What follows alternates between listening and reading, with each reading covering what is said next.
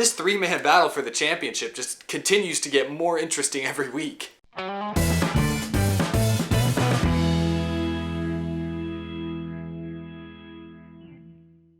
How's it going, y'all? My name is Eric and welcome to Out of the Groove. And now normally I don't start my episodes with a rant, but today I have to. Because I just have a lot of general things I want to get off my chest after last night's race at Kentucky. So I'll just get the negativity out of the way first. I had a really hard time enjoying the race here at Kentucky, and not so much because of what was going on the track, which I'll get into the bulk of this episode in a minute, but more because every time during the race I would log on to Twitter or YouTube or any sort of social media, I would see tons of comments that were just totally hating, all saying the same two or three things, just completely hating on this race. They're all talking about the aero package, oh, this track shouldn't have been repaved, all that sort of stuff. The same two or three things that fans have been beating like a dead horse all season long. They just sprayed all sorts of negativity about the sport all night long. And I just want to address those people. You know, I've been critical of NASCAR this season about the aero package, but at this point, we freaking get it. Because at this point, all of the fans understand that the aero package and the current racing we have now, especially at intermediate tracks, especially at freshly repaved intermediate tracks like Kentucky,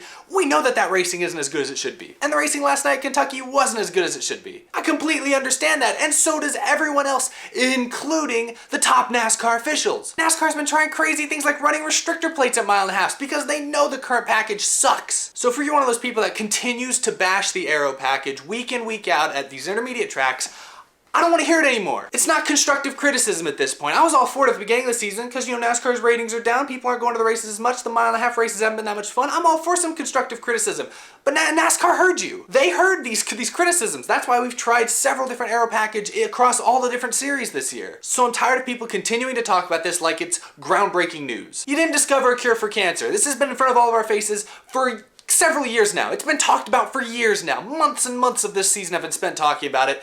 I'm done with it. I'm just really frustrated because what we had last night at Kentucky wasn't a great race. The cars couldn't pass. It's a one-groove racetrack. You know, we saw Chicagoland a couple weeks ago. It's a 3-groove track. Race was great, despite the crappy aero package. But a track like Kentucky, a track kind of like New Texas and stuff, you know, the aero package doesn't work at these tracks. And we've known this for years. So if anyone really came into last night's race expecting the thrills and spills we saw at Daytona or even the crazy finish we saw at Chicagoland, you guys gotta get your thoughts right, because nobody expected that kind of race. What we saw last night was a down-to-earth race. You know, we've had 2 straight weeks at Chicagoland, Daytona, where there's crazy wrecks, crazy finishes. What we saw last night was your typical standard kind of, you know, mediocre, semi-forgettable NASCAR race weekend. And that's just the normal for any sport, not just racing. I mean, baseball every day, there's probably a half a dozen games where the final score is 3-2 and nobody remembers those games. Sometimes people forget weeks worth of baseball games. So it's not important. The stands were packed for this Kentucky race. And while the race wasn't great, you did see some great restarts, you did see some great battles, you saw some interesting drama with Bowman getting into the wall, which I'll get into more detail later. You saw the best of the best the sport has to offer battling down the stretch. It wasn't a terrible race, so I'm tired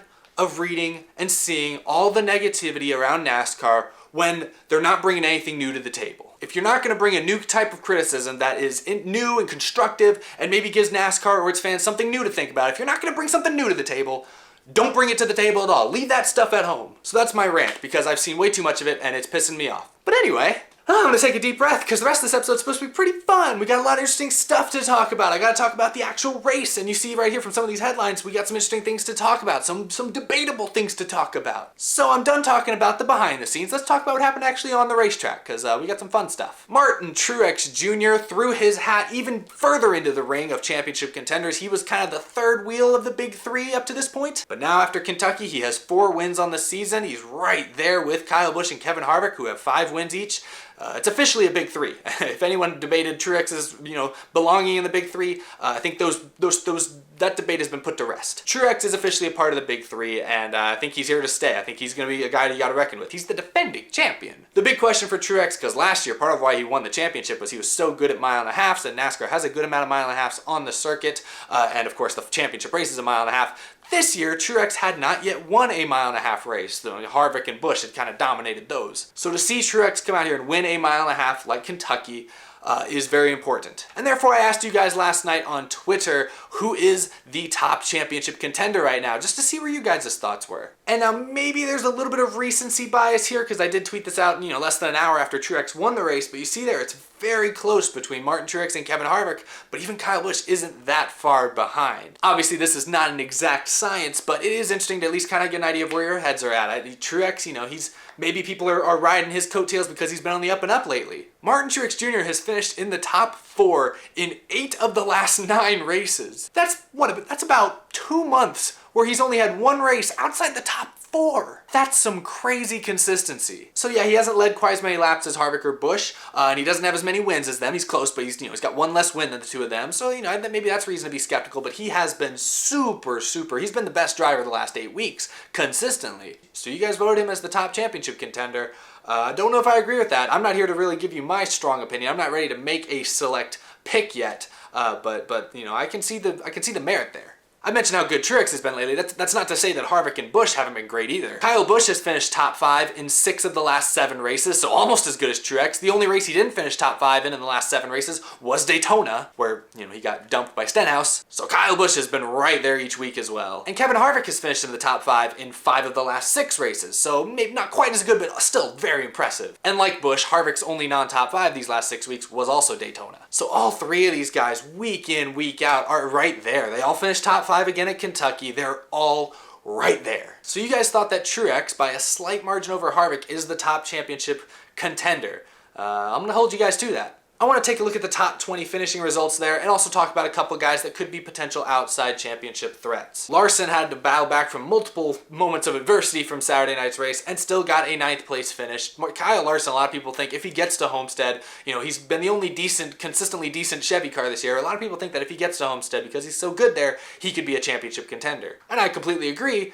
But he's got to get to Homestead first. And he doesn't have any wins this year, and he's just had a very inconsistent season. I will say that Kyle Larson might be my 4th highest pick right now, only because he does have 4 second place finishes, and there's a very good chance he could have won a couple of those, so he's been this close to getting a couple wins this year. If the Chevy Camaros can figure it out just a little bit more, Larson could be right there with the big 3. Ryan Blaney's been another interesting name that's popped up. He's kind of struggled a little bit the last few weeks, but he had a solid day here at Kentucky. Finished 2nd in the race. And it's his first 2nd place finish of the year, but it is worth noting that Blaney is 4th in laps led right now. He doesn't have a win, but he is 4th in laps led. So he's run with the big 3, but he hasn't been able to close the deal very often. So that's the reason I'm a little skeptical about Blaney, but that's another reason I've mentioned him in the past as an outside threat. There's the Clint Boyers, who you see, 12th place. There's the Joey Logano's, that have been near the big 3 this year. Boyers broke through and gotten a couple wins, but I don't really feel like those guys are honestly as top contenders as Larson or Blaney, to be honest. I feel like Larson or Blaney have the potential to just flip a switch and win. And I know Boyer has 2 wins this year, but I feel like both he and Logano are just kind of the quiet, consistent guys that are going to run 6th, 8th place,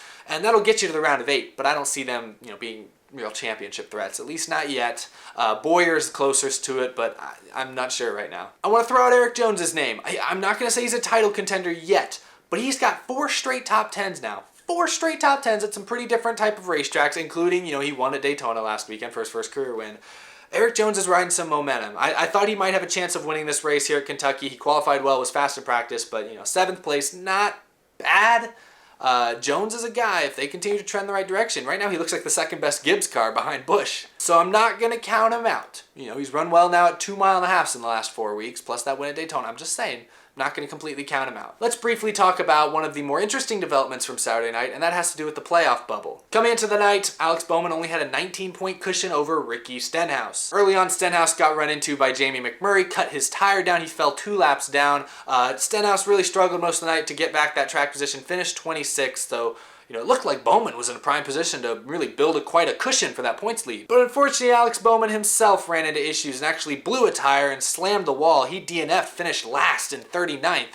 So as a result, that 19-point cushion he had over Stenhouse has dropped to 9 points. And Paul Menard, who you saw a second ago, finished 11th, has now moved into, he's only 23 points back? So it's kind of a 3-horse race now maybe for that last playoff spot. Alex Bowman had a real chance to really build a buffer zone between him and Stenhouse, and he failed to do so. Keep in mind, if a guy back there like a Suarez or somebody or a Byron manages to win a race again in the regular season, this battle's only going to get more interesting and more dire for these guys. So I just thought I'd talk about that a little bit. I talked about last week how I thought Alex Bowman was under a little bit of pressure, not too much pressure, because he was driving a car that didn't make the playoffs at all last year. So the expectations are pretty low for Bowman, I feel like. But at this point, you've been a playoff car all season to this point. It'd be a real shame to kind of lose it over these last few weeks. He was on a streak of 3 straight top 10s before this 39th place finish, so hopefully they can get that consistency back, because I still think there's a good chance Alex Bowman makes the playoffs. Paul Menard's looked strong in recent weeks. He won the pole for a race a couple weeks ago. He ran well and finished 11th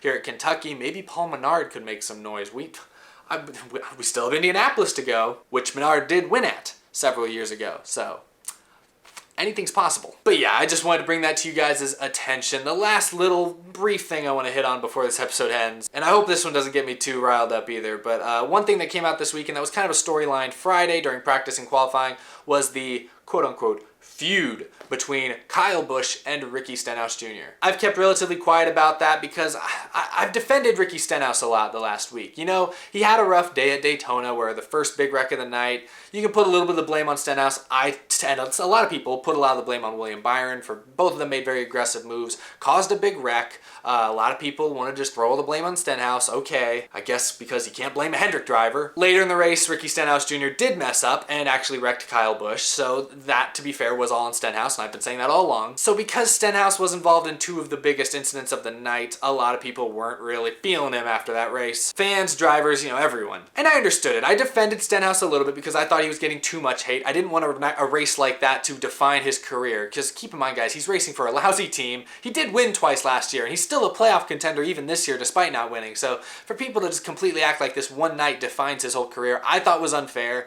and that's why I've kind of been defending him a little bit. But in the case of the wreck with Kyle Busch, like I said last week, that was all on Stenhouse. Kyle Busch then showed up in the media center this last weekend before the race here at Kentucky and basically said that he was a little disappointed that Ricky Stenhouse Jr. hadn't reached out to apologize for that incident. And then when asked about it, Ricky Stenhouse Jr. bluntly stated that he felt like he didn't need to apologize to Kyle Busch because Kyle had done enough of running his mouth on the radio, and as in the in-car radio, and in the media and the post-race comments. So Ricky Stenhouse felt like Kyle Busch had kind of lost his right to an apology. That being said, on Friday during practice, or it might have been during qualifying, Stenhouse did go over and talk to Kyle Busch briefly, but it didn't really seem like that interaction was very long or went anywhere, but they did talk. And I was shocked to see how many people were upset still with Stenhouse. Even when it was Stenhouse versus Kyle Busch, I feel like all the Kyle Busch haters would come out hating on him, but no, they still hated on Stenhouse. And again, I don't want to keep defending Ricky Stenhouse because I don't think he's a great driver. He's on a bad team. He doesn't really deserve this much attention. But I'm going to defend him again, because after the wreck at Daytona, and we heard it on NASCAR Radioactive, which Fox Sports plays every week, which has 60, 70, 100,000 views on YouTube, we heard this audio clip from Kyle Busch referring to Ricky Stenhouse Jr. Yeah, there's a lot of, childish expletives. I'm gonna call him childish, because Kyle Busch is childish. We all know this. Kyle Busch fans have even admitted to me that they think he's a little childish. So after you hear that, played to thousands of fans across social media, and then Kyle Busch comes out after the race and is unhappy with him, then he goes into the media center before Kentucky and makes these statements like, oh, Ricky wrecked half the field. I don't know why he's not apologizing. I guess he just doesn't care. Yeah, I'd be pissed too, because like I've said, and like many other fans, and several drivers, including Brad Keselowski, have said, that first big wreck of the night at Daytona, which I don't want to keep talking about Daytona, but that first big wreck of the night wasn't all on Stenhouse. It was a racing deal, and I'm not going to go into that again, but to put all the blame on Stenhouse on that is ridiculous. But Kyle Busch basically said what he's going to say about Stenhouse. He's bashed him on the radio during the race. He's bashed him twice to the media. At this point, Ricky Stenhouse Jr. doesn't owe him anything. I wouldn't talk to the guy either. If I felt like I'd wronged a guy, but then that guy went out and did exactly what Kyle Busch has done and just publicly lambasted me to the media and to all the other fans in the world, yeah, I'd be pissed. I'm not going to give that guy the time of day. I get that Kyle Busch is like, oh, it's a respect thing. You wrecked me. You should apologize. That's just the standard thing. But there's also respect in handling it gracefully. If a guy wrecks you, you have a couple options. You could say, hey, I know he made a mistake. I didn't really appreciate it, but it is what it is. Or you can be Kyle Busch. And if you're asking me, when you do something like that, you don't deserve an apology. Most of the time, if you wreck a guy in an accident, it's typical to go apologize to him. But not if the guy's Kyle Busch, and the guy's doing what Kyle Busch is doing in this case. So I had absolutely no problem with Ricky Stenhouse Jr. basically giving Kyle Busch the middle finger because he deserved it. Kyle Busch is insane. On Twitter this week, he went on another one of his patented rants across social media, lashing out at different fans, basically calling out every troll on the internet. And it got so bad that Denny Hamlin, his own teammate, tweeted at him to stop it. Kyle Busch is what, like 33 years old? The dude, he has a kid. He has an infant. And I'd probably trust the infant more than I'd trust him. Kyle Busch doesn't deserve an apology when he acts like typical Kyle Busch. Do you think Ron Hornaday apologized to Kyle Busch after that truck race incident in 2011? You know, because he did kind of hit wreck Kyle Busch, but after Kyle Busch reacted the way he did, Kyle Busch didn't deserve an apology. That's an extreme example, but I think, to be honest, Ricky Stenhouse Jr. would have apologized to Kyle Busch, if not for all the things that came out immediately after the race. I applaud Ricky Stenhouse for standing up to Kyle Busch because, you know, Kyle Busch he's full of himself. I'm not a big Ricky Stenhouse fan. I don't think he's a great driver. I think he's a fine driver on a lousy team, doing the best he can do, which isn't terrible. And I just don't think it's fair when people give him so much criticism, you know, especially in this case when I don't think he deserved it. People can make as many memes about him, they can make jokes about him all they want, fine, but if you're gonna like judge his character because he wouldn't apologize to Kyle freaking Busch, you gotta get your priorities straight there. Anyway, I'm done. This has been 2 big rants in one episode. I don't want to be that guy who just rants on his YouTube channel. That's not why I do this. But sometimes you just gotta let it go, or let it all hang out. Whatever the saying is, I don't even know. Anyway, thanks for watching, everybody. I really appreciate it. Let me know if you agree, disagree with me in the comments. You can tweet at me at DECS Racing or follow me on Instagram. Check all those links out down below. Thank you to our wonderful Patreon sponsors of Out of the Groove. You too can be a patron sponsor of the show by checking out the link down below. Thank you guys so much for your support. It means a lot to me. If you missed it, W Cup Series Tournament of Champions started last week. Race 2 will be up in about a week or so. So yeah, good stuff to look forward to there. Thank you everyone for listening to me rant for the last, I don't even know how long this video is gonna end being, but the last handful of minutes. Thanks for spending them with me. I'll see you guys again later this week. Bye guys.